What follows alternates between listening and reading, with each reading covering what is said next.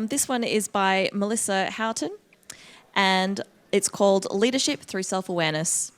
So a little bit about Melissa. Melissa Houghton is a lead software engineer at Azenix and a Microsoft MVP in developer technologies. Her work is focused on application development using Angular, .NET, and Azure, but she has a wide variety of skills and is always open to learning new things. An advocate for women in tech with a passion for leadership, technology, and giving back to the community. She frequents tech events, is an international conference speaker and organiser of DDD Melbourne Conference, Melb.net Meetup, and Microsoft AU New Breakpoint Community. Originally from California, Melissa loves to travel and now lives in Melbourne, Australia. Thanks, Melissa.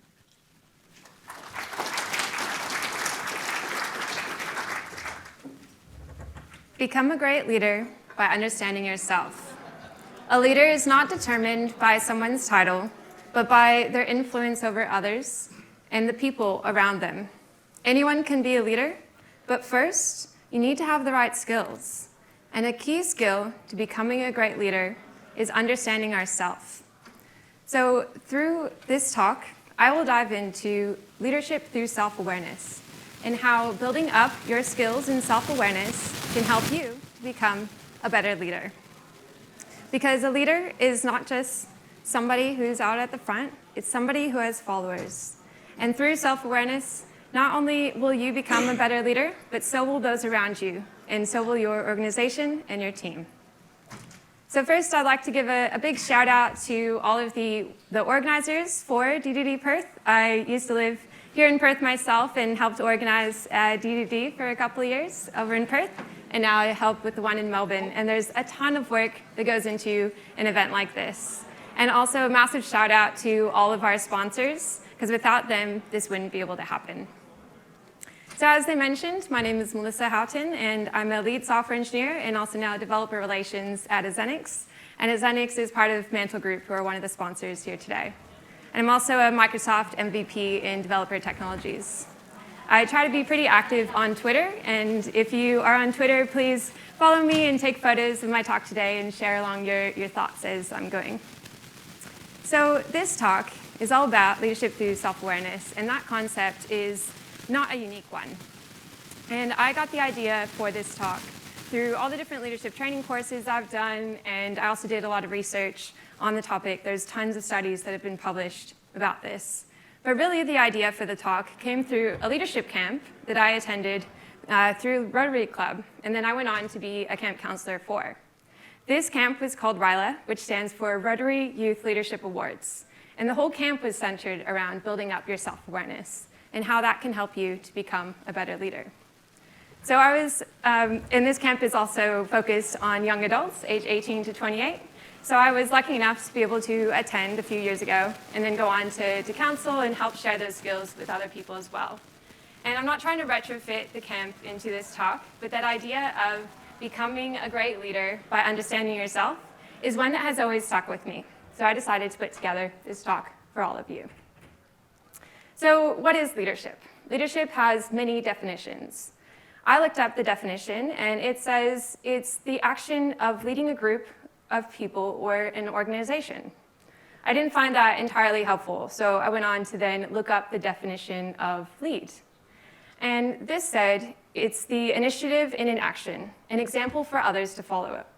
So if we put that together, we can say that leadership is the action of taking the initiative and setting an example for other people to then follow. And I like this definition because to me, a leader is somebody who has followers. The followers are what make you a leader. It's not someone who necessarily has it in their title or is at the top of the ladder in a corporate organization. It's the person who is out there making a difference, who is checking on those teammates who might be struggling a little bit, having support, being a role model and setting an example, really being a true influence for others around them. They can be anyone at any level. They can have any sort of type of background, personality, be any type of person. They could be you. A leader is someone who is out at the front, being the center for everyone else to see how they can really, truly be a great leader in helping other people around them be the best versions of themselves. And with the right skills and attitude and approach to working with others, people will naturally follow you. So what makes a good leader? I'd like to hear from some people in the audience. What do you think makes a good leader? Just shout it out. Any thoughts? Empathy, yeah, that's a great one. Trust, yes. Respect, definitely. Listening, yes. Understanding, yeah. Yeah, all of these traits are definitely things that we really want to see in leaders. We want to be able to have them empathize with us, listen to our concerns, to really support us as we're doing things and understand when we're going through maybe difficult situations. So they're the people who are, supporting us through those processes, helping us when there might be, maybe there's little tasks on the side that may have been forgotten to help the team reach the goal.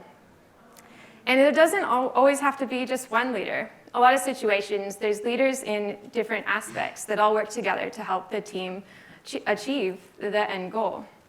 Think about in a game of basketball. You have the coach, you might have the team captain, or you have someone who's setting up the play, who's making the assist, and then the person who's shooting the hoop in the end.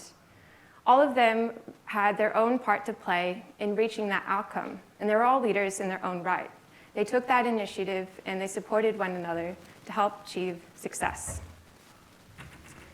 So in the words of Bill Gates, as we look ahead into the next century, leaders will be those who empower others. So how do we empower others?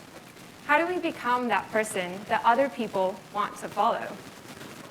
And it really can come down to understanding of ourselves. Before we can look at taking care of those around us and really influencing them, we first have to understand ourselves and our own actions and how we approach different situations. Self-awareness does not equate to leadership, but it is a fundamental skill that can really help you to be a great leader. And all those traits that we mentioned, empathy, listening, active communication, being authentic and supporting those around you, really empowering others, it first starts with understanding yourself. So self-awareness. Well, this is the act of being aware of yourself. It's all about being aware of your emotions, your personality, how you react in different situations, and how all of those things are perceived by others. Your strengths and weaknesses, the skills that you have that you need to continue to work on, are the ones that you're really great at and you can really harness and use. People are not born completely self-aware, but as an infant, as a baby, we do start to develop self-awareness, and we can continue to build it throughout our life. However, research has shown that only 10 to 15% of people are what they consider truly self-aware. But we can all work on our self-awareness and continue to build it.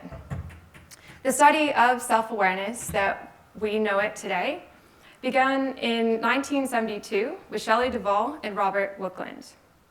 Although the concept of self-awareness is one that has been around for centuries, and people have been talking and trying to understand self for a very long time. But that theory from Shelley Duvall and Robert Wickland proposed that at a given moment, people can focus attention on their self or on the external environment around them. And through their research, they divided self-awareness into two subcategories. The first is your internal self-awareness. So this is the awareness of your internal state of being and how you are, your emotions and how you're reacting to things, your natural tendencies. And generally, we don't always focus internally or on ourselves, but there's certain situations that can cause our attention to be drawn inward. Take for a moment to take a deep breath. Breathe in through your nose and out through your mouth. Most of the time, you don't really think about how you're breathing, but because I drew your attention to it and you actively took that deep breath in and out, you have become aware of your breathing. So internal self-awareness is something that happens privately, something inside our head of, okay, this is now how we're breathing in and out. It's the type of awareness when you become aware of some aspect of yourself, but in a way that no one else can see because it's happening inside your mind. So it's an awareness of that internal state. On the other hand, is the external self-awareness. And what this means is it's really our perceived awareness of how others see us.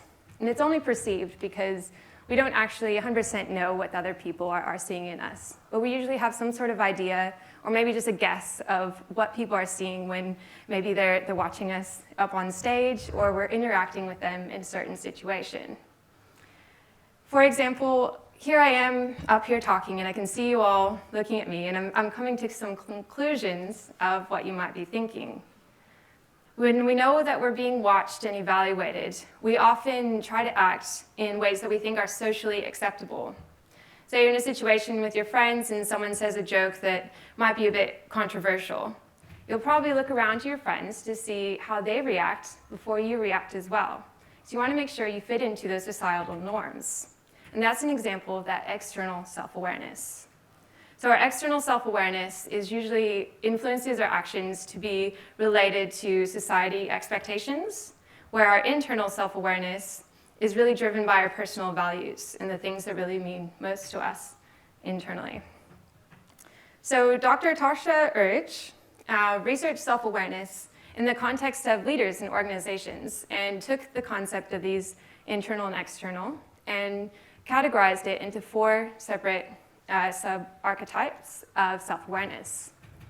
So on the bottom left corner, we have what are called seekers. These people have the low internal and low external. So they don't really know too much about themselves, but they're open-minded and they're open to learning new things. However, they probably are getting frustrated because they're not quite sure what they value, and they might not understand what might be happening in certain situations. Next, we have on the top left corner, those who have high internal and low external. So these people are very clear on what is really most important to them, but they might not be as aware of how their actions and things that they're doing are perceived by others. And often they're a bit closed-minded and not open to learning new things. So that can harm some of their relationships with people. In the bottom right corner, we have pleasers. These people are very highly externally self-aware, very aware of how other people are perceiving them, but they have low internal self-awareness. So they're not as connected with what is important to them and can feel frustrated, and that can hold them back from getting success and fulfillment out of what they're doing. And then in the top right corner, we have those 10 to 15% of people who are truly self-aware. They have the high internal and high external. They really know, they're really in touch with who they are and what they really value, but they're also very aware of those around them, and they're aware how they can adapt to those current situations. Now, it's all a scale, and a lot of it depends on the situation, all that, but we can work on building our different parts of our self-awareness. So if we're looking, though, some of those things that we're talking about, the self-awareness, can be negative. So if we're focusing on the wrong things, if we're focusing too much internally, we become maybe a bit self-obsessed, or have trouble understanding challenging situations or things that might be out of the norm for us.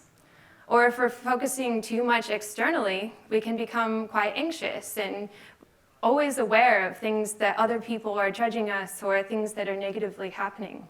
So we have to be careful with our management of self-awareness. There's something that's called the sadder but wiser paradox.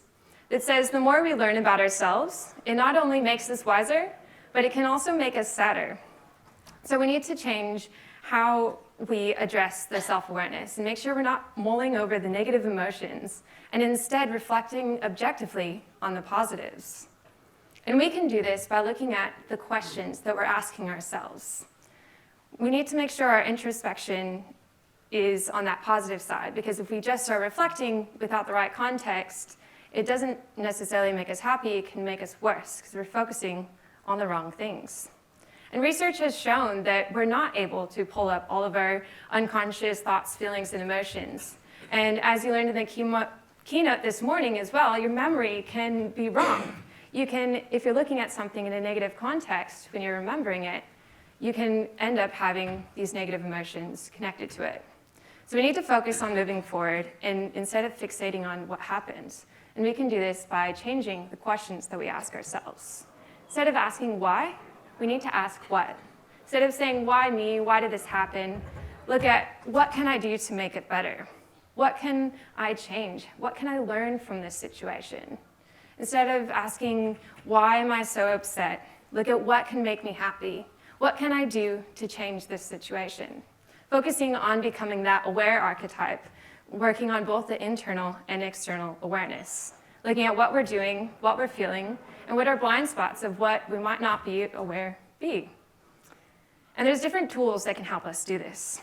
One of them is what's called the Johari window. So this is an activity where you get a list of adjectives that describe a person. So it can be something like cheerful, excited, maybe reserved, something like that. And you and a friend go through the list and you circle all the adjectives that you think describe yourself. And your friend circles adjectives that they think describes you. You then compare the two lists, and the adjectives that you both circle are part of your external self. So this is the things that you're reflecting to others that they're aware of. The things that only you circled that's your internal self, things that you find you are part of you, but maybe other people don't see that. And then your blind spots are things that other people see in you, but you don't necessarily see in yourself. So there's a few different tools and techniques that you can do to help you build up these skills. And if we continue to do that reflection, we can get the positives out of self-awareness. We can change those questions from why to what, and get an increased understanding of our self-development needs and the things that we need to work on. And that around us can help us become more proactive at work, more understanding of others, and more open-minded, and willing to take on the initiative and be able to do well in challenging situations or when faced with adversity. It can make us become more successful and have more satisfied employees and teammates around us. And it can even lead to organizations becoming more successful and profitable as well. So to develop these self-awareness skills, there's other tools such as understanding our internal self and our personality. So our personality is usually determined by our genetics, but also environments and situations and how we were raised. And it's the characteristic patterns of like how we think and behave and act in certain situations. And there's many different tools that can help us to understand a bit more about our personality. A lot of these might not be 100% correct, and it might be influenced by the situation in which you took the test, but it can help guide you to understand yourself a little bit more. So one that I've taken in the past that I found useful was called the DISC theory. So this separates your personality into 4 traits, and you get a report that shows how you might act in certain situations, whether that's when there's a conflict arising, or you're faced with a challenge, or you're doing something you really enjoy. It breaks it down into 4 categories. First is more dominant, which is someone who's more results-oriented, strong-willed, or often direct. Next is the influence, being more optimistic, lively, enthusiastic. Then steadiness, which is even-tempered, patient, and tactful. And then conscientiousness, I have trouble saying that word, a bit more analytical and semantic as well. And it's looking at really how you prefer to focus in on the world, how you process information and react in different scenarios. And these frameworks really just give you a better understanding of yourself, but can also help you understand those around you. So if you do these tests with some of your team members and then compare the results, it can really help you to understand how you can work better together. I had a situation where I had a colleague who was in a similar position of mine, and we were often working together, but constantly butting heads. I had a hard time communicating with her and really just, difficulty understanding her approach to different situations. But we took this test and compared our results, and she was super high on the D side, the D and C side, and I was really high on the S and I side, so completely opposite scales of the spectrum. But because of this, I was able to understand her a little bit better, and that allowed me to then adjust my approach when I was working with her and understand a bit more when she was communicating with me in a way that I naturally did not enjoy as much. So it helped us work better together in the end. Along with understanding our personality type, we can help to understand our leadership styles and look at developing different types of leadership styles and adjusting them depending on our situation with our organization. This is called the full range leadership model, and it's really dividing into three types, one that's split across two subcategories. And the first leadership type is what's called the laissez-faire. And this is really giving the empowerment to your team members and those around you. This is letting them make the decisions and really empowering them. So it's the least sort of hands-on, and it's really good if your team is really highly skilled and highly experienced and trustworthy to reach that goal, really empowering them to be the leaders themselves. The next is the transactional leadership, which is more about motivating through a system of rewards and maybe punishments. And that's broken into categories of where management only steps in if the team isn't doing well, otherwise lets them keep going and giving them rewards. And the other is focused on that reward of the objectives. This is good if your organization is really wanting to standardize practices and developing on a journey of becoming a highly effective operating team. And it helps for standardizing those practices. The last type is the transformational leadership. This is about really being that inspirational, motivation, visionary role model that people look for. And it's been proven to be the most effective. It has more of a humanitarian approach and is really underpinned by self-awareness as well. So these different types, you can have different styles and you can also adapt and change your style. It's important to get an understanding of how do you like to lead others. We can also look to develop our leadership skills, such as communication. Research has found that communication is central to leadership. Internal communication in an organization can significantly increase your team's productivity. And there is also a theory that communication and a message is 7% verbal, 38% tone and expression, and 55% body language. So there is a bit of a debate on the exact percentages that everything goes across. But there's a general understanding that 70 to 90% of communication is nonverbal. So that means it's really important for us to think about how we're delivering messages to our teammates. Are you just sending an email with an important team update, or are you putting out a video, or maybe jumping on a video call and a chat?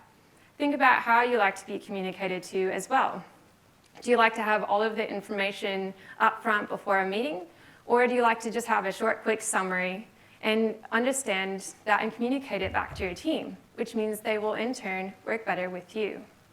Especially now that we're in pretty much a lot of remote-based working situations, that communication is very important.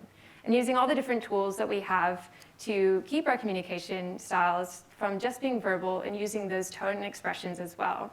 Using all of the GIFs and little icons, Slack reacts, whatever it may be, to show your emotion throughout your communication. This can help you connect better with your friends, colleagues, and your team members, and really become an effective leader that has that strong communication. For me, the next most important leadership skill that's underpinned by self-awareness is emotional intelligence. This is sometimes referred to as EQ. And the first thing that is essential for any degree of emotional intelligence is that self-awareness and understanding of ourselves. Because emotional intelligence is all about being able to recognize our emotions, to understand the emotions that we may be feeling, but also how we react when we're feeling these emotions. And the next step is then being able to control those emotions in those situations.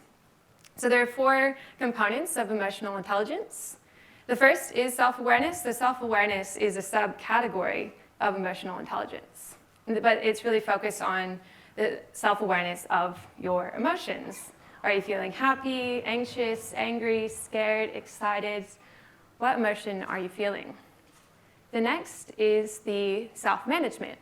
So that's being able to then control those emotions, especially in a workplace organization.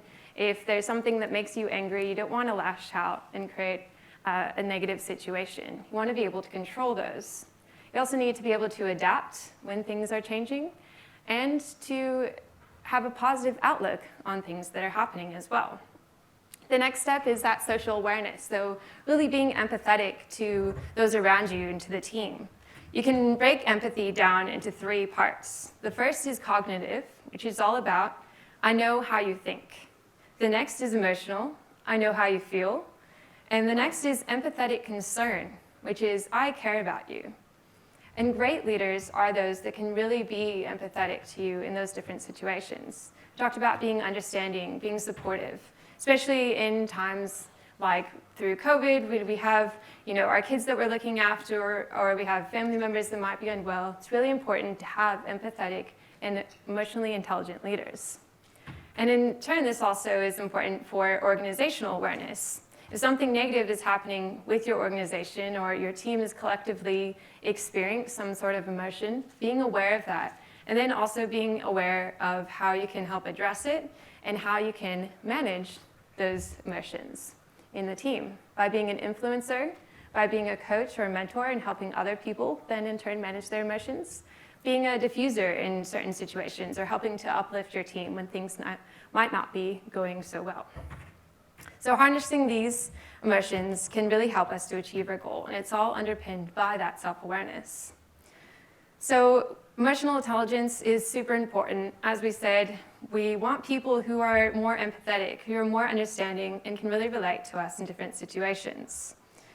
We need to make sure that there's some sort of work-life balance through our people, and that we can handle change, because we're in a very rapidly changing type of environment, especially in tech. So people with high emotional intelligence are naturally curious, and they're not afraid to ask questions. They're able to empathize with their teammates around them, put themselves in the shoes of others, and really diffuse any sort of situation. And when you're emotionally intelligent, it'll help your team members become emotionally intelligent too, to come to you when they need that support or when they have things that they're uncertain about, because they know that you will be there to help them make it through. And you'll be able to make those really strong connections, really influence and become that great leader. So how can you increase your emotional intelligence?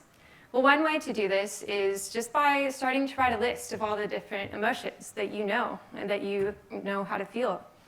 Expanding your emotional vocabulary can really help you with then in turn identifying your emotions. Go out and research different types of emotions and see if you're able to identify them in yourselves. Just being able to put a name to it can help you to be more emotionally intelligent. Then take the time to observe how you're reacting in different situations, especially if things maybe didn't go so well. Maybe there was something that made you really frustrated and you ended up reacting negatively. Take a step back to reflect and think about how you could have handled that situation differently. What was it that triggered that emotion, and how can you prevent that negative reaction in the future? But also understand that people around you and your team members will react differently to different situations as well. Everyone's definition of hard is different. So even though someone might be struggling with it, try to take a moment to put yourself in their shoes and understand how they might be feeling. Before you send off that angry email, take a step back and reflect and revisit with a new mindset to make sure you're approaching the problem positively. Be diplomatic, especially in a workplace environment, and keep things emotion-free. And be able to really ground yourself in that self-awareness and keep a steady head, especially as a leader for your team. Keeping a steady head when things might not be going well can help inspire your team to keep moving forward as well. Another aspect and important trait to being a great leader is something that's called self-leadership.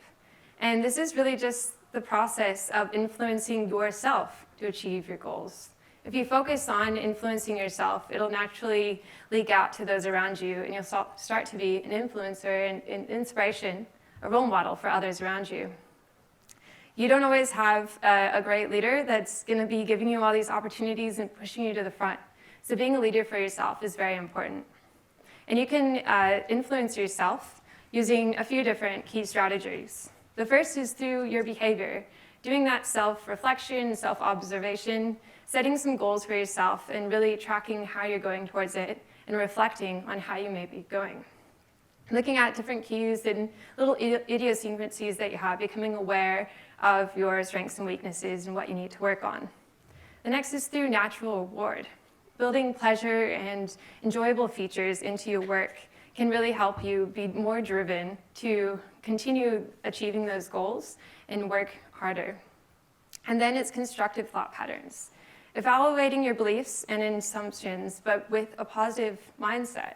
Practicing that positive self-talk, especially if you're one who might be suffering from something like imposter syndrome, where you're naturally, holding yourself back. Practicing that positive self-talk and reminding yourself that you can do it can help you to be a great leader.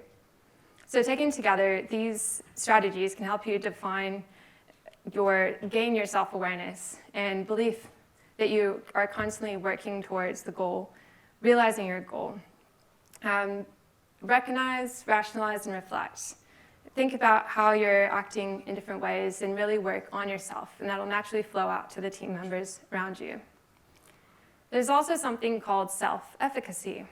This is an individual's belief in their capabilities to execute their behaviors. So really, it's the belief in your own ability to succeed. And this is another thing where that positive self-talk and the self-reflection can help you to motivate yourself. If you are believing in yourself, you're more likely to take on challenges and be better in difficult situations. And your team members can see that as an inspiration and role model. See how you've handled those negative situations. See how you're able to continue to keep moving forward and believe that yourself and your team can reach that goal. You can develop self-efficacy through experience by seeing those people and supporting other people around you. So show the support to your team members as well, and it'll help them develop their self-efficacy. So working on all these skills can make us more confident, stronger leaders. So in turn, our followers who are following us will then benefit from all these different skills that we've been working on within ourselves and our awareness of ourselves. The followers are very important because they're the ones who made us leaders in the first place. They look up to us and they really rely on us to help them succeed as well. So share your knowledge, encourage your team to reflect. Any of those things that you're learning about yourself, share with your team so that they can then in turn understand and maybe reflect on how they act in certain situations as well. Make sure you coach and instead of just giving people the answers. I had a colleague who would always just answer any of my questions with a question when I asked him for advice. I would come up to him and say, hey, should I apply for this RILA leadership camp? And he'd be like, well, what do you think? I'd say, okay, well, I think it'd be fun. I think it'd be a good experience.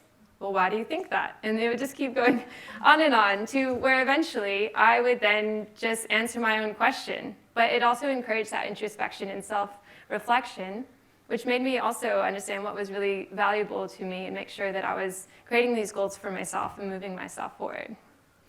So there's different techniques that you can do to help inspire your followers, but that's one that I always enjoy. And also, there's actually a study that was published just last year that proved that your followers will benefit from your leadership, a leader's self-awareness. So if a leader has strong self-awareness, this will naturally lead to followers being self-leaders because they'll see the guidance and inspiration from those leaders around them. Where the leaders are talking about goal setting and these kind of things like that, a follower will then start to set these goals for themselves and drive themselves forward. In turn, that will make the leader more confident. They'll have greater self-efficacy and they'll continue to be better leaders and reflect that back to their followers. And they also found that this continues on so that their followers are then more likely to become leaders themselves. They see the role models and the actions that you're doing as a leader, and they're more likely to become a leader, and they're also more likely to be nominated for a promotion and more successful in their career. So through working through your self-awareness, your team and your colleagues and people around you will become better leaders as well. And not only will your team become better leaders, but your organization and the company that you're working for will benefit from this as well. And research has demonstrated that leadership behaviors really influence the overall performance of a company. Workers are more trusting of self-aware leaders because those leaders are empathetic. They're people that we can approach with our problems. We can be open about when things are going wrong. We can talk about failures but look at them in a positive light and learn from it and move forward. Maya Angelou said, "I've learned that people will forget what you said, people will forget what you did, but people will never forget how you made them feel." Self-aware leaders and teammates can really make an impact and be more engaged in their work, and in the end, produce better results. So we can build self-awareness, first, by understanding ourselves, practicing and reevaluating ourselves in the context of others, using different tools to learn about how we approach different situations. What are our natural personality types? What are our strengths and weaknesses? What are some areas that we need to work on, and when do we need to rely on others? They actually found that people can build self-awareness by putting themselves in situations where their focus is naturally drawn inward. They did this by putting people in front of a mirror and recording them and recording their actions, and then having them watch themselves back. So as much as a lot of us hate watching ourselves, this really helps us become self-aware. Whenever I do a presentation, I always go back and watch the recording, because that helps me learn the things that I need to work on and things that I can improve for next time. So put yourself in those situations where you're being drawn to yourself and you're thinking about or understanding how you've acted in different situations to help build that self-awareness. There's also things called self-awareness triggers, which are usually some big events that happen in our life that really make us reflect and understand a bit of ourselves on a deeper level. But these are only really beneficial to helping our self-awareness if we take that time to reflect, to think about how did we react in that situation, how did we handle that, what could we have done differently? Change those questions from why to what. Take those tests, talk to the people around you, get that feedback from your teammates as well to help build that external self-awareness and understand how you are perceived by others and those around you. Do you need to work more on your mindfulness? Do you need to build up that emotional intelligence? Do you need to sort of control your emotions in different situations? What are you really good at? Maybe how do you need to alter your communication for certain team members? Take a step back, slow down when your emotions boil, and practice that self-regulation. So in summary, we learned about leadership and that anyone can be a leader. We can all build up our self-awareness, and that can drive us to become better leaders. And in turn, our followers and our teammates and those people around us are more likely to become leaders as well. We learned how self-awareness can be negative if we don't think about it in the right aspect. So we don't focus on both the internal and external. So we need to balance those two sides and practice that positive self-talk, change our questions from why to what, and look at how we can learn and move forward. We heard how self-awareness can be beneficial to ourselves, our team, and our organization. So through self-awareness, you can be a great leader. And I'll leave you with this quote. At the center of your being, you have the answer. You know who you are, and you know what you want. So thank you.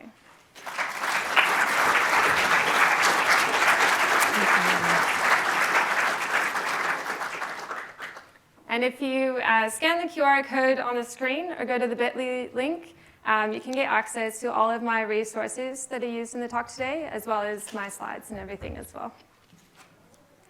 And I think about 7 minutes for questions. So if anybody has one, put your hand up and I'll run around. Oh, that's Hello, great talk, Melissa. So you mentioned failures and looking at them in a positive light. Do you have any recent examples of situations you've done that? so looking at things in a positive light. Yeah. Well, so for example, so living in Melbourne, in the pandemic, we had, really intense lockdowns that were, quite difficult to work with. And so there was a lot of negative emotions and negative things happening with the lockdowns. And it was a struggle to manage during that scenario. But on I try to reflect on it in a positive light on the things that I was able to achieve over that time. So even though it was a really difficult time in my life, I was able to focus on things like practicing public speaking and doing virtual talks and learning more about myself and doing more of that self-reflection and everything as well. So instead of focusing on sort of the negative things of being stuck in your house, not being able to see people, I focused on the things that I was able to achieve despite being in a situation. Even if it wasn't every day that I was able to be super productive, there's definitely a lot of days that were spent just sitting on the couch being a bit miserable, focusing on the days that were positive, where I was able to achieve something despite the situation. Yeah.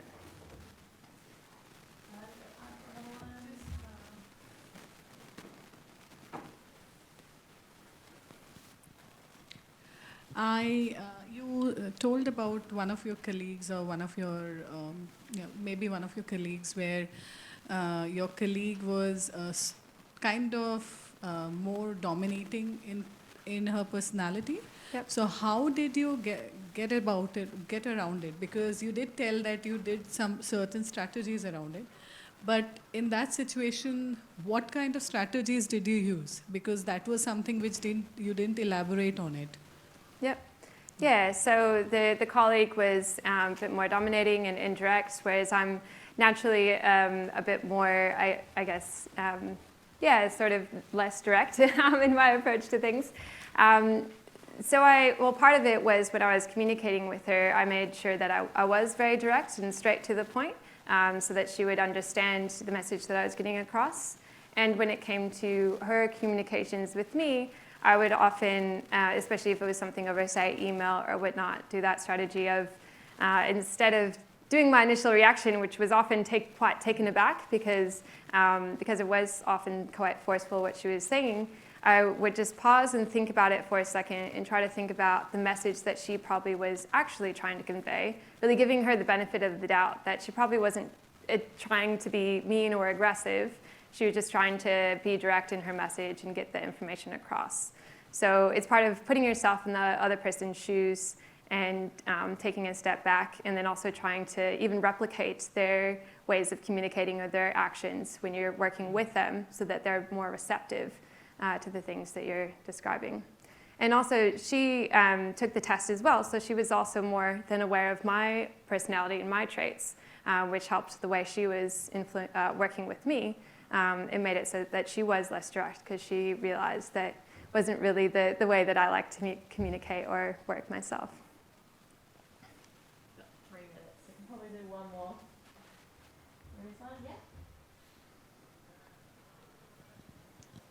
Thank you. My name's Cecily. That was an amazing presentation. As a super self-aware, perfect leader, how do I help other leaders who are trying to get me to follow, but they're not particularly self-aware? Is there any way to inspire up when you can't be like, hey, do a personality test? Yeah, well, feedback is very, very powerful tool. A lot of people, they might just not be aware of what they're doing, that, they might not be aware that what they're saying is, putting people in a bad mood, or that it's, really not helping the team. So just giving that feedback to them, and having it be like an open conversation of, saying, in this situation, this is, the outcomes of what happened. How do you think about that? And giving them the opportunity to reflect themselves. So saying, how do you think the team reacted in that situation? And letting them, have the space through your questions, like my colleague who was always saying, why do you want to do that? Getting them, almost forcing them to reflect as well.